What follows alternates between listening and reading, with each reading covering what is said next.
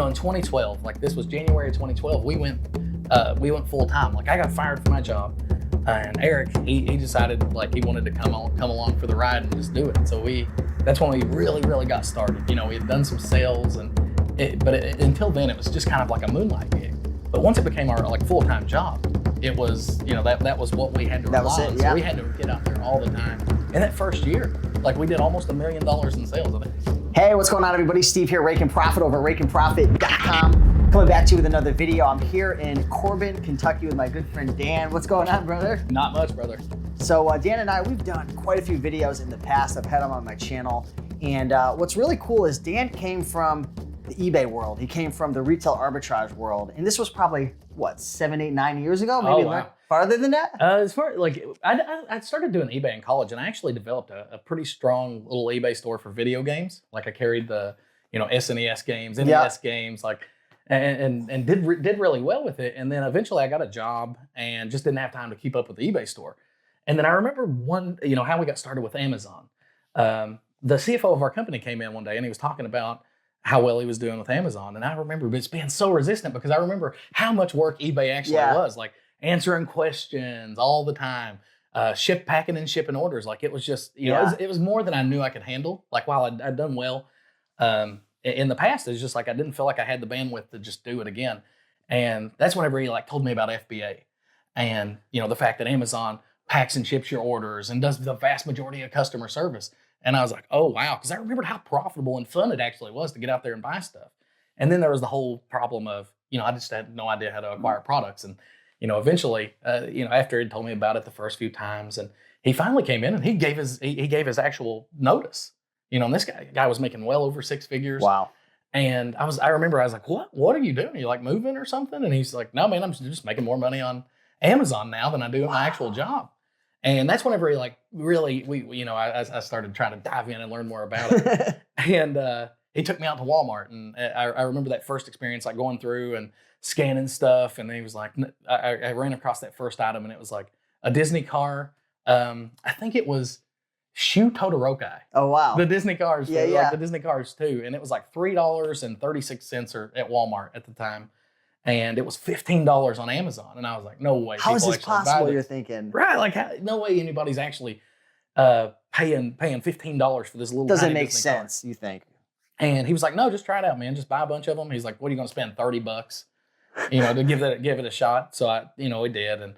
And went home, shipped them in. And I swear, like the first day they got received, we probably sold like 8 or 10 of them. Oh my and gosh. It was just like, oh, wow. It's just that feeling of, wow, this really works. That's like the aha moment where you're like, I know something that other people don't know. Right. And then, we went around, me and my business partner, Eric, we ran around for the next probably 6 months just buying and selling stuff off of shelves. And by December, we started with a $600 credit card. And by December, we did $50,000 in December alone. Oh and that was without loans, without anything. Just going out there, beating the streets, finding product every single day on the weekends. Like, every waking hour that I wasn't at work, I was out in a store finding something to sell. And that's how a lot of the viewers who are watching right now, how their lives go. They're out there sourcing at Goodwills, Savers. They used to go to a lot of Toys R Us until they went under, but Walmart's, Targets. Sure. So we know exactly what it's like. We're out there sourcing all the time. We're grinding our ass off. Oh yeah. And, I had that same feeling. And then, in 2012, like this was January of 2012, we went full time. Like I got fired from my job. And Eric, he decided like he wanted to come along for the ride and just do it. So that's when we really got started. We had done some sales, but until then it was just kind of like a moonlight gig. But once it became our like full time job, it was that was what we had to rely on. So we had to get out there all the time. And that first year, like we did almost $1 million in sales. I think we did like 850 or 880. And that's all retail arbitrage, buying from 100% retail stores arbitrage. And reselling on Amazon. Oh yeah. And it was crazy, it was just crazy hours, but it was so much fun. Like that whole treasure hunt aspect. And then, like the next year we worked even harder. Like it was crazy. We put in a lot more effort. The same model? Yeah, same model, retail arbitrage. And we only did 940,000. But it's like all this extra effort, accumulated into say 70, 80 extra $1,000 in sales. And, we might have made an extra $25,000 between the both of us. And it was just like, gosh almighty. We had that moment where it's just like, every time we quit working, our sales go down. And then if like I physically can't work harder, like at that point I physically couldn't work harder. So that was kind of the point where we started looking for other models, and we tried some things that failed. Like I remember we tried to open a retail store, and that failed. We tried to open our own independent website and sell. It was My Little Pony collectibles, and that was because we watched the documentary about bronies.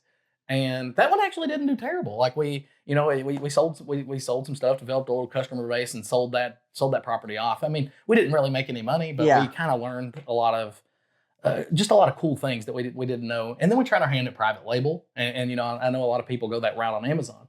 And for us, like the first product we found probably broke even, like it wasn't really successful. The second product we found was incredibly successful. We probably made $200,000 in profit in about 3 months. Oh, wow. So like then it was like, oh wow, it's like, oh wow, this is our model going forward. Next product we launch fails. Next product we launch fails. Next product we launch fails. And after a few of those, it was just like, you lose confidence, right? Like you lose confidence in moving forward. And that was kind of our problem is, we knew it could work, but we didn't know how to make it work consistently. And the problem for us wasn't the selling on Amazon part. Selling on Amazon or eBay is pretty easy and fairly intuitive. Low barrier to entry, quick cash. Exactly. But that was, instead of doing what we were good at, and that's just buying and selling products, we were trying to launch a product, which means you have to be good at marketing. And building a brand, and you're wearing all the hats. Right. And these were just skills we didn't have. So, private label wasn't for us. And then we were looking for another model, and we started with wholesale. And, we started just like everybody else. I remember I was like, there are all these big companies around here doing wholesale, and we should be able to do it too. And I Googled wholesale and distributors and wholesalers and all the things, all those things you search for. And I got me a big list of people, and I called them. And then we got the giant catalogs, and we're sitting there going through the catalogs because some of them don't even have UPCs. And that's what everyone's doing right now. And a lot of people are saying, oh, I can't get wholesale to work, or I don't think wholesale is for me, because they're all calling distributors and they're all doing the same thing. Sure. And for what it's worth, it didn't work for me either. Like, we would find an item here and there. Like I remember we found some heaters and did really good with those. We found some Polly Pocket items, did really good. But overall, like the things we were finding just weren't good. And it was, it was like we were 2 steps forward, 1 step backward all the time. It wasn't a real business. So what did you do? Wholesale arbitrage. That was like where the rubber met the road for us. Yeah. Because it wasn't sustainable in that form. So we next thing we did is we tried to go to a show, and that was a disaster. Like a trade show. Yeah, we went to ASD. Yeah. And we didn't know what we were doing, and we placed some bad orders there, and it didn't really work out. And I remember going back to the office, and I was looking at Eric, and I was like, man, like this is so frustrating. Like I know other people do well with this model, and it just doesn't seem to work for us. And I picked up a product on my desk, and I was like, you know what? Like that's the product I want to carry. That's it. I don't want to be digging through catalogs. I don't want to be pilfering through inventories, and I don't want to just be buying stuff and trying to figure out what works. I just want to carry something I know that it works. And it was just like, and Eric looked at me, he was like, let's just call them and see what they say, see where they tell us to buy it. Was this a huge, like a big brand, or was it a small brand? Small brand. It was just a small brand of a product that sold well. Like that's the thing is, in retrospect, it makes a lot of sense that it was a small brand because those are the brands that need sellers, right? Okay. So whenever we reached out to them, I was like, yeah, can you tell me where I would purchase this product? Like, we're a retailer and we want to carry your product, but I don't even know where to get it. And they're like, well, we sell direct. Like we are happy to open an account right here on the phone. Our minimum order is $250. And it was just like, that was the aha moment, Steve. Like that's when it happened. It was like, oh, wow. So instead of calling all these distributors and wholesalers and trying to figure out that everyone else has. Exactly. Just trying to figure out what works. Why not start on Amazon with a product that I know is performing well, go find out who makes the product and set up the account. Sounds so simple. Right. But that, this was something that I couldn't find anywhere. Like I had searched how to do wholesale online, couldn't find any information. And I just did that traditional route that everybody else follows. But as soon as we started deviating, like that was 2016, we went from 1.2 to $3.6 million in sales with that one change in strategy. With wholesale. With wholesale. We were 100% wholesale. So you said buy to retail arbitrage, you said buy to private label, you said buy to thrifting, you said buy to eBay, and you took on this new model and you doubled your sales. Tripled. Like, and it wasn't just that. It was, like the ability to grow was so controllable for us. Once we were able to pick up accounts and set up direct relationships. Instead of looking at our rises and drops in revenue, it started going up all the time. Like you just see that slope upwards. It was predictable. Exactly. Wow. No, I mean, it was. Whenever that predictable income, that lets you reinvest your profits more effectively. It just lets you grow at a great pace. So that's what happened. Is ultimately 1.2 million turns into 3.6, and then the next year turns into almost 7. Like it's just it's just steady growth. Once you find your groove, once you're able to start developing those types of relationships. And are you still doing wholesale now? 100%. We don't mess with any other models at this point. Our focus is entirely with wholesale, and that's because it's.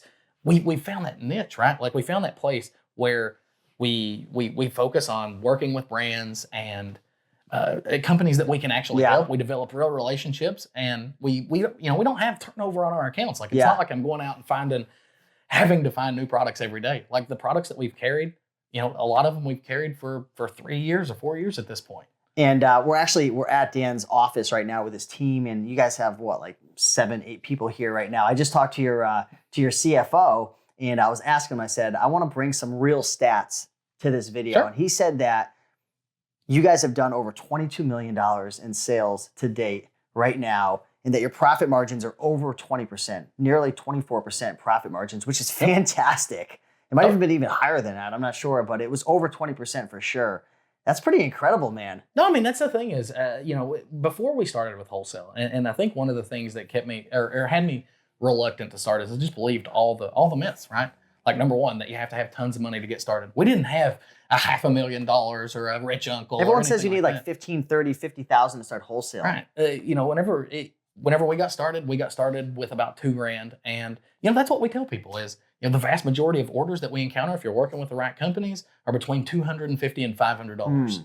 And with a $2,000 budget, that gives you flexibility to place multiple orders. It gives you the flexibility to place larger orders and get discounts. Like $2,000 is a real, a real amount of money to get started in this business. So in every business, there's always people who give misinformation, right?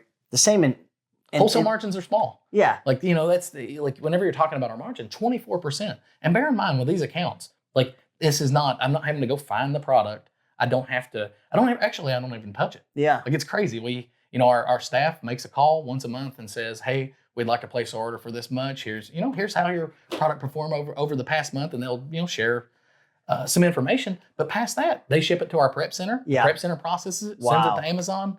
And then the next month we have to make a call again. Yeah, it's been cool hanging out with you and kind of learning how your model works because there's so much misinformation out there. People say that you need all this money, that you need all this experience, that there's this huge barrier to entry. And I feel like it's almost like people, they know it works, so they try to keep it a secret and they try to like push you away, or maybe they do it a way that's not effective, like trying to reach out to distributors and doing it like there's an old way and now there's a new way to do things. And it seems like you've really found that. And you were telling me behind the scenes, it's called reverse wholesale sourcing? Reverse sourcing wholesale. And that's our model of finding a product on Amazon, tracking it down to where we can buy it, and then bringing that product, just starting to sell that product on Amazon. Like we're not bringing new products. We're not trying to find a product that might work on Amazon. Like all the products that we buy have established sales history, and I'm immediately able to tap into that.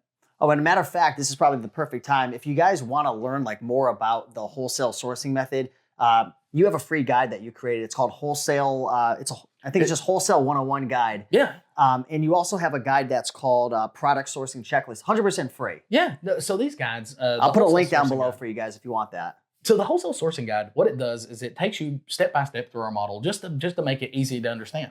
Like wholesale in and of itself is, conceptually is pretty simple, but I think a lot of people they complicate it, right? They just assume that it can't be this And there's easy. only so much we could cover in this video, so just go through it. It'll explain things much easier for you. Right. So that guide'll get you to understand the model, and then we have that product sourcing checklist. And what that is just kind of like the criteria that we use to determine if we're buying a good product. And if you have those things, like seriously, it's just as simple as finding a product that works and then selling the product on Amazon. Like there's not very many other steps. I think that'll help you guys out a lot. I personally have gone through this well, and it really broke down a lot of misconceptions. And I don't know, I think we all have different ways that we learn. For me, like listening, I only take in so much, but if I actually get like a blog post or like a digital download, I can go through it nice and, slowly and easily. Yeah, the structure to it. So definitely check that out. I'll put a link down to those down below. Yeah, there's a lot of misconceptions in the wholesale business. You don't need a warehouse. You don't need thousands of dollars to get started. You don't have to acquire these lists and go through all these different catalogs and stuff. So it's been, man, it's just been so cool, like having you share this with me. Sure. And this is the first video of many videos. We probably have another 6 or 7 videos that are going to be coming. So if you guys want to learn more about product sourcing, wholesale suppliers, finding your first product, why you should get started, we're going to be breaking down so many videos. So definitely stay tuned for that. But to kind of finalize this video, what advice would you give to people out there who want to get started with wholesale? A lot of people that are watching, Dan, they're selling on eBay, they're selling on Amazon, mostly retail arbitrage, thrift stores, garage sales.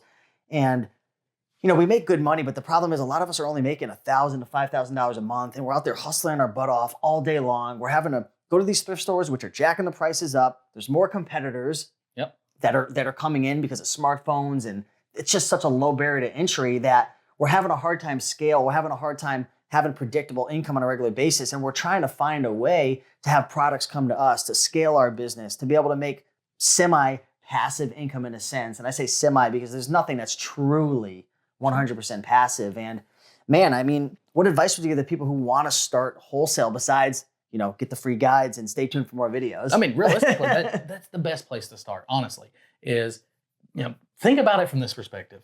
It's not as complicated as it seems. Like, even in this video. So break the limiting belief, first of all. Number one, break that limiting belief and get started. Like, use that product sourcing checklist and just go through Amazon. Just start. You can search. You can start in any category. Think of something. It could be organic diapers or organic diaper I bet wipes. you those sell well. I guarantee it. And just start there. Do you sell organic diapers, Dan? I don't, but Be I should. honest. I should. I'm sure it's a great market. But just get started there. Look for products that fit those product sourcing guidelines and just think about it from this perspective.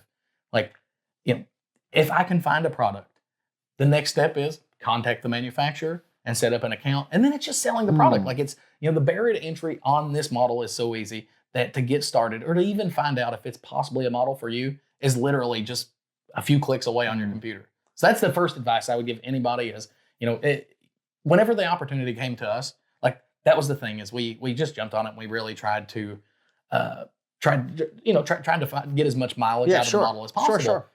And that $22 million in sales later, and a business that that works for us. Like that's the difference is you can't teach the hustle that these eBay sellers have. And I know this because I grew up. The drive is real, right?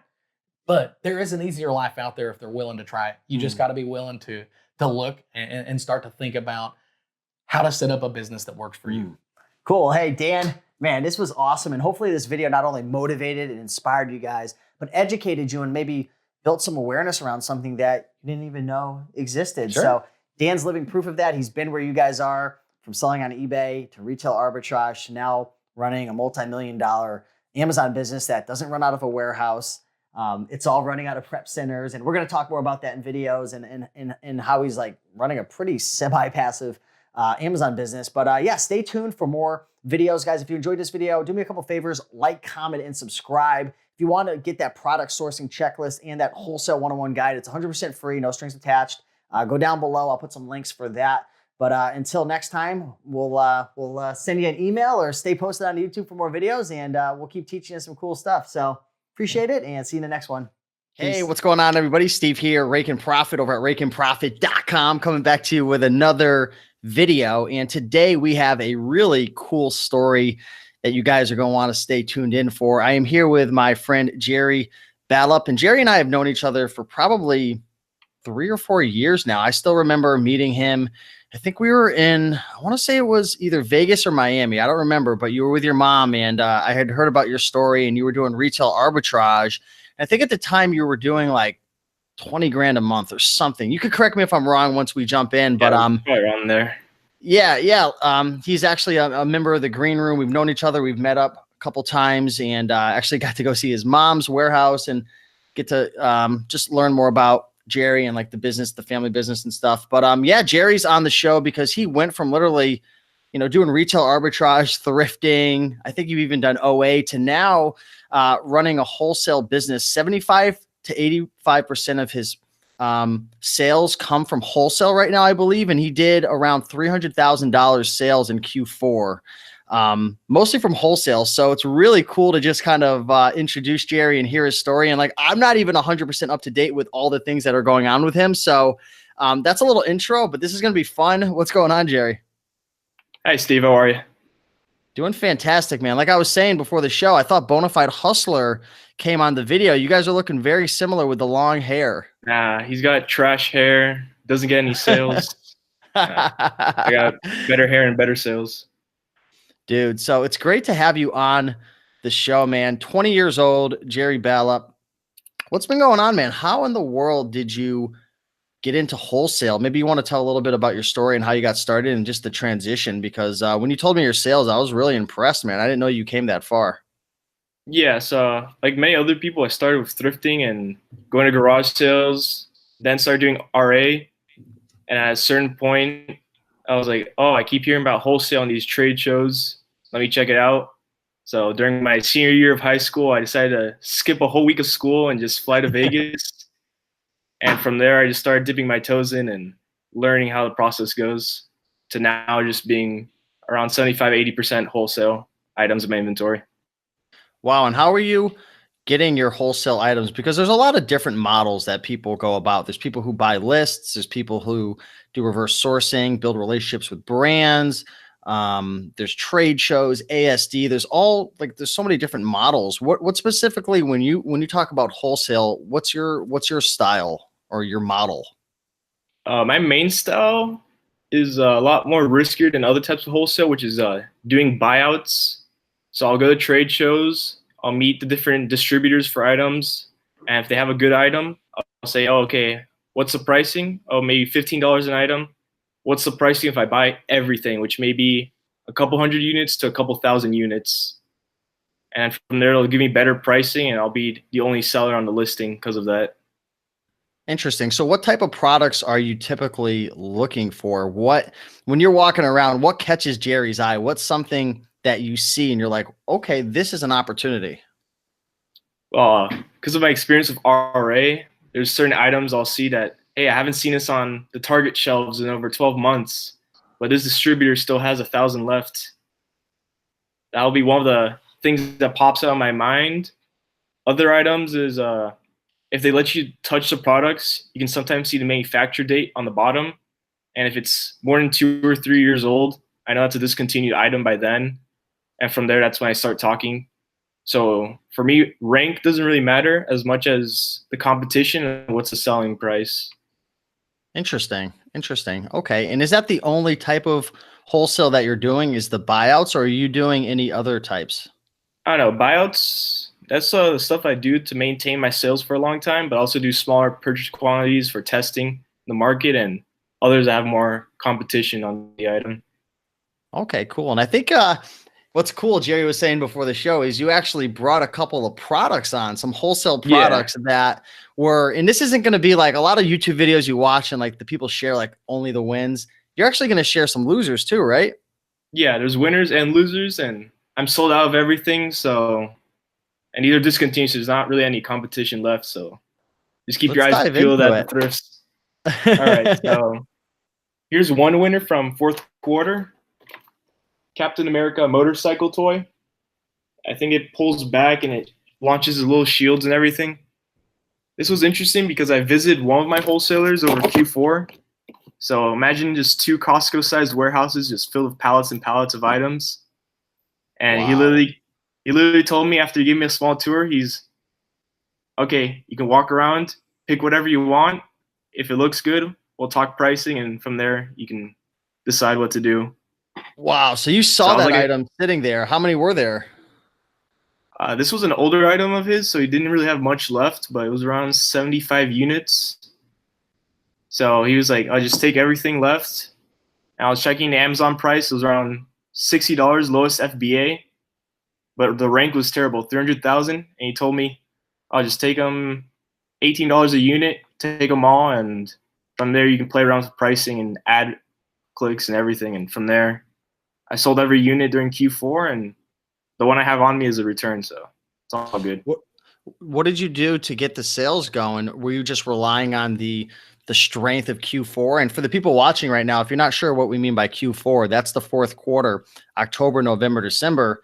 Those months are, notoriously known to speed up in sales velocity. So were you running any like pay-per-click, or were you lowering the price? Did you improve the listing, or what did you do to get those things to sell? Because 300,000 is not bad, but it's probably only selling every here, now and then.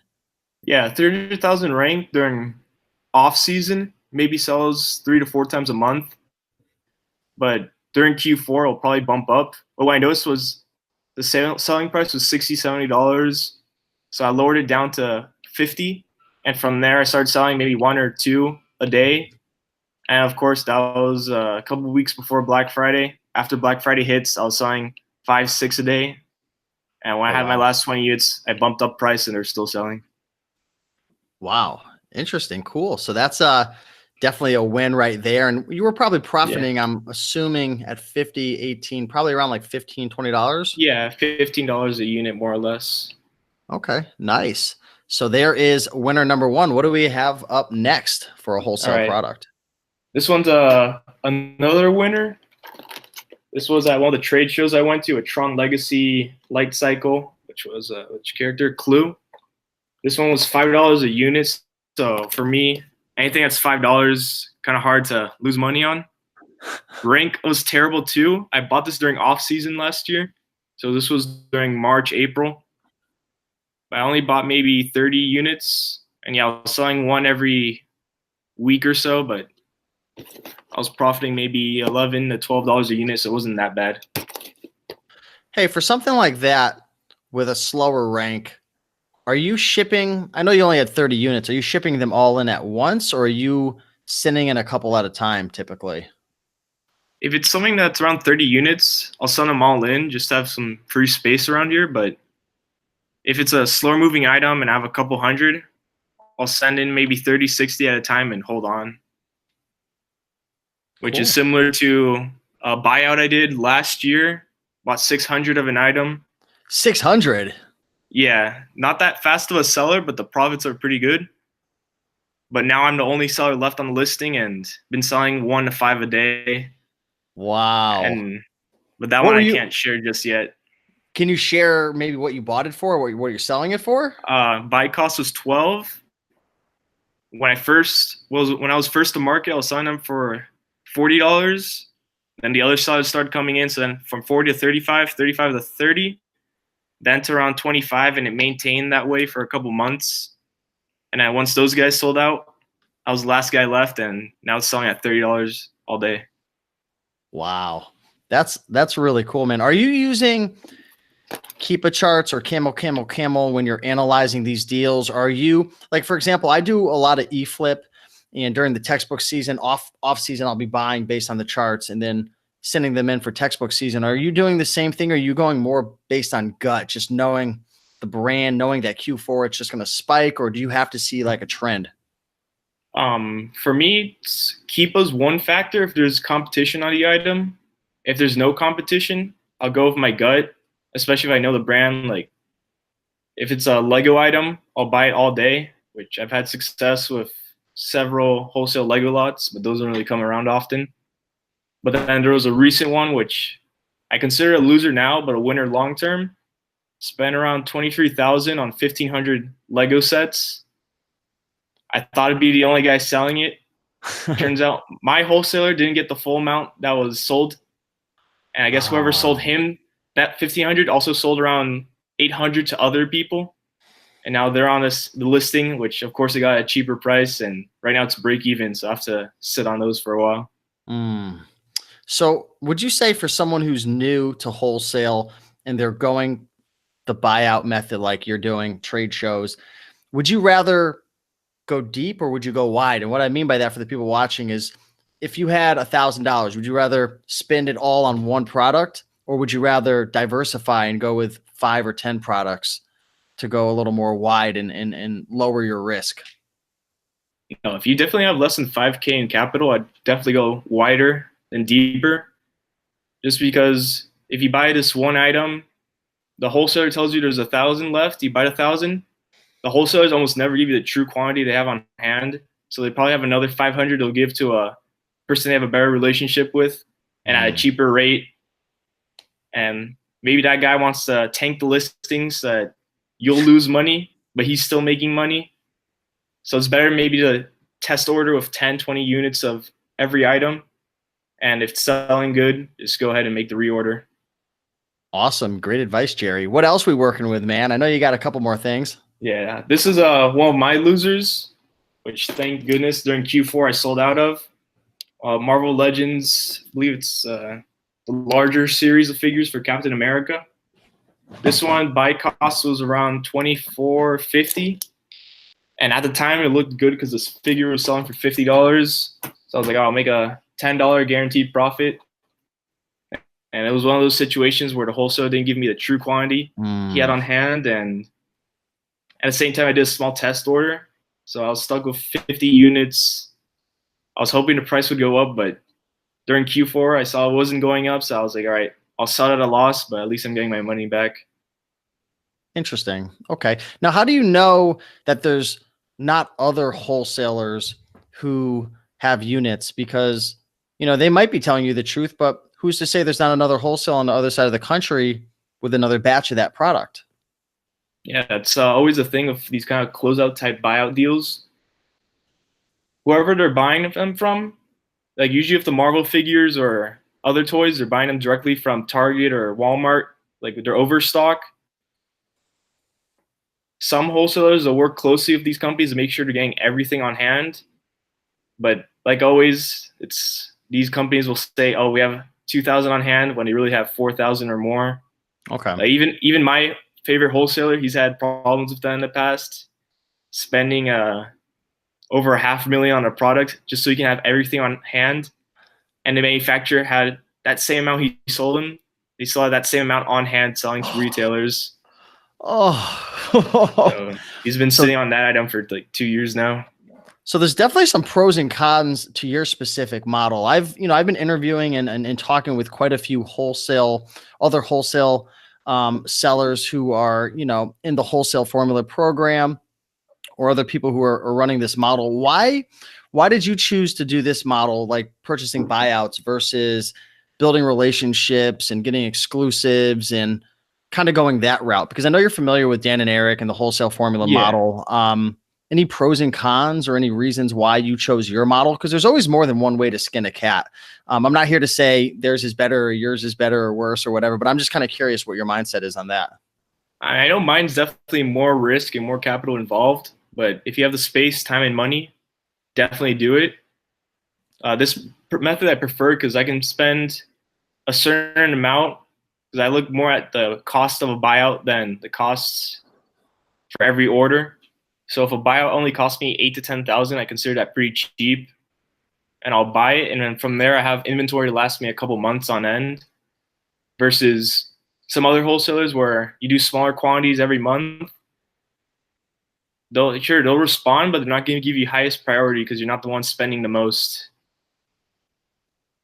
Interesting. What would you say are the biggest mistakes or challenges that you faced getting into wholesale? And maybe some advice for the people that are watching right now who want to go with your model of wholesale. All right. So tips for wholesale, I'd say go to as many trade shows as possible. Just walk around, just get the experience. It doesn't matter if you make a buy or not. Second is learning how to approach these wholesalers, because at many trade shows, they'll say no Amazon sellers. A lot of times I'll go and I'll ask them why. They're like, oh, it's MAP pricing you're breaking, or we just don't like how all the products crash in price because of Amazon sellers. From there, you can talk with them, see if maybe they can give you exclusivity, or maybe they'll give you a condition, oh, you have to buy a certain amount, minimum order of every item. And then for buyout situations, I'd say definitely have cash, time, and space on your hand, because that's one of the harder aspects of the way I do it. There's times where I've lost a lot of money, times I made a lot of money, and I'm still sitting on tons of products right now that I slowly sell off over time. How do you deal with restrictions with buyouts? Are you getting ungated? Well, let me take a step back. Are you getting invoices from these wholesalers when you do the buyouts to get ungated from Amazon? Most of the time, I'm not really gated on any products. And even so, even if I'm gated, I usually get auto ungated because my sales history of Amazon. And these wholesalers, they'll always give me an invoice. So I always have proof of purchase on hand, no matter what. Yeah, because that's definitely one of the benefits of doing wholesale, Jerry, is because a lot of people, I know you have a seasoned account, I have a seasoned account as well, but I still deal with, because I don't do the volume that you're doing. But especially the new people who are watching now, who are wanting to get started, they're going to be facing so many restrictions. So what's the process for getting ungated? Do you, when you get these deals and you get the invoice, do you just reach out to Amazon and then they ungate you because you have the manufacturer invoice, like permission? All right. The Marvel item I showed you, let's say shows up restricted. I'll look up the ASIN under add a product on Amazon Seller Central. You type in the ASIN, it'll pop up the product. It says you cannot sell this item in new condition. And there's usually a button to find out more or apply now. You click that. And if you have a good sales history of Amazon, most of the time they'll auto ungate you because based on your sales history, they'll approve you. Or if it's a certain brand restriction, like they want actual invoices, they'll then tell you, you can sell this item, but please provide us with an invoice showing purchase of at least 10 or more units or a letter from the manufacturer. And that's usually where I just back off because I don't want to spend money to spend a couple hundred to have the product just to find out that Amazon says you can't sell it. Right. Got it. Okay, cool. Now I want to dive a little deeper into what you said when you were giving out some wholesale tips about knowing the correct way to approach the vendors, right? When you're at a trade show, whether that's ASD. And I thought that was great advice as well, Jerry, where you said, just go look around, get acquainted, get a feel for it, because you're going to get more and more comfortable. But let's go through a scenario. Let's just say that I'm here and I'm selling a bunch of, let's say I got a bunch of books. I doubt that you do books, but maybe you do. And you're interested. Let's just pretend I got a whole stack of things behind me right now. I'm behind my booth, la-di-da-di-da, having a good old time. How are you going to approach me? Let's go through a scenario. All right. So one thing I usually take to my advantage over others in trade shows is I'll go to ASD. I plan on going to other trade shows this year as well. I see people dressed in t-shirts and shorts. Like I get it that ASD's in Las Vegas and it's hot, but when you're dressing in t-shirts and shorts, you're not giving off that professional vibe. So you just look like some random Joe Schmo selling stuff out of his garage versus what you want to look like, an executive that's in charge of selling tons of products at a time. So I'll go dressed in a suit, a tie, dress shoes, and I'll walk up to these guys, like extend my hand, say, hello, I'm Jerry from my company. I'm interested in your product. And they'll say, okay. And usually they'll ask, oh, how do you sell? Do you have a store? Do you sell online, your website? And I'll tell them, yes, I sell online. Amazon's one of my venues. It helps me move a lot of volume at a time. So I can see that it can be beneficial for both of us, that I can buy large quantities and you can move large quantities. And then from there, if they tell me to back off, I'll back off. Or if they find it nice, then we'll talk and discuss pricing. What are some good signs that they're interested? Like, what are some of the things that they might say? Like they won't be opposed to Amazon, or are there certain questions they'll start asking you where you're starting to like realize, okay, I think I got a live one. All right. If they're opposed to Amazon, but they're willing to sell to a few sellers, they'll usually say, okay, I can sell it to you, but you have to buy a large amount. Mostly because if they have 1,000 of a toy and 20 different Amazon sellers pass by their booth and buy the same amount, but only buying 20, 30 of each, the price will eventually fall down and make it so it's not even profitable. So what they'd rather do is maybe solve that 1,000 to maybe 3, 4 at most different people. So in that way we have a somewhat control of the price. And then since we see that it was selling good at a good price, we'd come back to that same wholesaler to buy more. Interesting. So once you build a deal and you put a deal in place and you figure out how many you're buying, the price and all of that, what's the actual process of, do you just give them the cash right there and then they bring you, like at a trade show, is the inventory all in the booth, or is it like in there? Do they have like a truck that's in the parking lot? Like what's this whole process like? Nah, this isn't Like El Breaking Chapo that Bad. we just show up with a briefcase of cash. Hey man, you're dressed in a suit, man. You know, that was a good tip because most people are dressed like with Tommy Bahamas and like they're just chilling. And I remember, I think last time I saw you, you were dressed up in a suit as well. Yeah, I always go dressed up. If I'm not wearing a suit, I'm at least wearing a button up because presentation is key to these trade shows. So what's the process for getting the item and stuff? All right, so like I showed you, like there was a good toy I liked. The guy has 1,000 on hand. I want to buy 500. So I'll be like, okay, I want to buy 500 of this item. And there's some other items that catch my eye, but let's work on pricing. So we'll work out our deal. So let's say in total I'm spending maybe 10,000 with them. We'll work out my shipping information, see if it's cheaper to send by pallet or just standard ground mail to me. And once we have that figured out, I give them my credit card info. They write down a little sheet, and some of them will charge directly at the show. Others will go back to their warehouses at the end of the show and then process orders by highest order amounts first, and then tell you what the actual amount they charge on your card is. Do you have to be worried about them not keeping up their end of the deal? For example, it's very common when you order from a supplier or a manufacturer in China, when you're doing private label, a lot of times you'll hire like an inspection company and they'll make sure that everything is up to standards. How do you know that when you receive your order from this wholesaler that you've never put a deal together with before in the past, that the products aren't going to be damaged, opened, returns? Do you do any type of due diligence or research on the company before placing a big order? Well, you can tell by the face of the company if they're selling liquidations, like shelf pulls and returns, versus they're selling new case-packed items. Like liquidation companies, they'll tell you straight up, oh, we're liquidation, we're shelf pulls, we're returns. The items will come damaged, but we're giving it to you really cheap. Versus an actual wholesaler will be, all right, you can buy this item. There's 6 per case. They come in cardboard cases. And if you buy, let's say, 100 cases, they're coming on 2 pallets to your place. So once they're palletized and they're case packed, there's hardly any chance of them being damaged. And very rarely do they come damaged through standard ground mail if they're shipping that way. Okay. So you're getting the products for the most part shipped directly to you. Are there any situations where you utilize a prep center? Dan and Eric of the Wholesale Formula, I just got back from their office and, they're doing, I don't know, millions per year wholesale. Their model's a little different than yours. But they're utilizing prep centers. Are you always touching the products, or are you planning on using prep centers in the future? So the current situation I have with one of my better wholesalers was I mentioned it earlier that during Q4, right before Black Friday, I visited his warehouse. So huge place. He let me pick out whatever I wanted, made a bunch of good deals.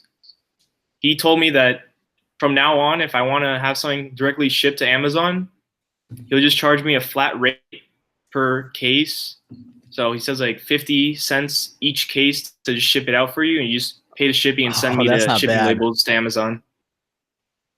Yeah, and plus cool. That he told me that if I do a buyout on a certain item, he won't charge me storage for a few months. So it works out for both of us. That's great. So, all in all, are you happy with your move to wholesale? Because I know a lot of people, Jerry, that are watching right now, they're thrifting, they're hitting garage sales, flea markets. I know some of them are doing RA and OA. How do you feel now about making the transition to wholesale? Do you see yourself going back? The honest truth, do you see yourself maybe going back to thrifting, or do you want to continue to scale wholesale? Really, now that you have a taste, sorry, I just smacked the microphone. Now that you have a taste of both sides, from the thrifting, RA, OA side to like the wholesale, what are your thoughts, man? All right. So thrifting and RA, they're fun, but they don't yield as much success as I've had with wholesale recently. Because RA, there's more competition getting in, market saturation, just making any good item that's on a sale. So you'll see this video game, instead of being $50, it's $20 at Target this week. You're like, oh, I'll make $10. It looks nice. By the time it gets to the fulfillment center at Amazon, it's already at break even or a loss. Just because everyone's just racing to the bottom and having to reprice this price a penny below.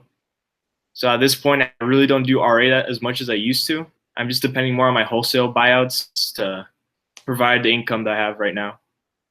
Very cool, man. Very cool. And what advice would you give to people right now who want to transition over from the thrifting RA model to the wholesale? Is there one big takeaway or maybe one or two things you could share that really helped you to make that transition?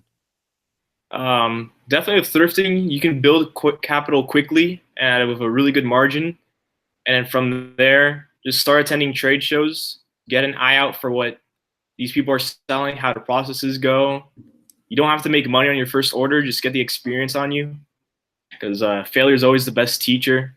My first wholesale order, I ended up losing like $500, but I learned how the process goes, and from there, I've just been having good success from there. That's so cool, brother. It's been awesome hearing your story. And he's 20 years old, right? 20 years old. So very inspiring. And I want to say right now, if you enjoyed this video, be sure to like, comment, subscribe. Check out Jerry's Facebook. If you have any questions for him, or you want some one-on-one time consultation, he does help sellers as well. So I will link his Facebook information down below in the description. Also, if you guys have been following my channel, Dan and Eric of the Wholesale Formula, they have a free workshop that actually started the 11th. So if you want to get into that, you can go to raikenprofit.com/free workshop to join that. It's a 5-day online workshop, which will talk to you about their business model. Now, their business model is a little different than Jerry's, but it's been cool hearing your story, because there's always people out there who say there's only one way to do it. There's only one way to private label. There's only one way to thrift. There's only one way to wholesale. That's not true at all. You know, I think based upon our capital situation, our goals, our risk tolerance, and if you guys haven't been able to notice, I've learned this quite quick about Jerry. Jerry has a very high threshold of risk. What did you say that's true? Yeah, I have the space, money, and time to risk it all. So I don't mind holding an item for 1 or 2 years. I love it, man. What's your next move? What's the future of wholesale for you? What's the future of, we had talked a while ago about real estate and whatnot. What's going to be coming? I'm just curious. What's going to be coming around the corner for you, Jerry? Definitely need to get into real estate. Just buy a couple of warehouses and commercial properties. But down here in South Florida, pricing ain't the cheapest. So I still have to build some capital to get started on that. Very cool, man. Final words of wisdom for the people before we head out. Final tips for the folks who want to make that transition, who want to start wholesale, but maybe they're just nervous. They're on the fence. They might have some limiting beliefs. I'm not smart enough. I don't know if I can do this.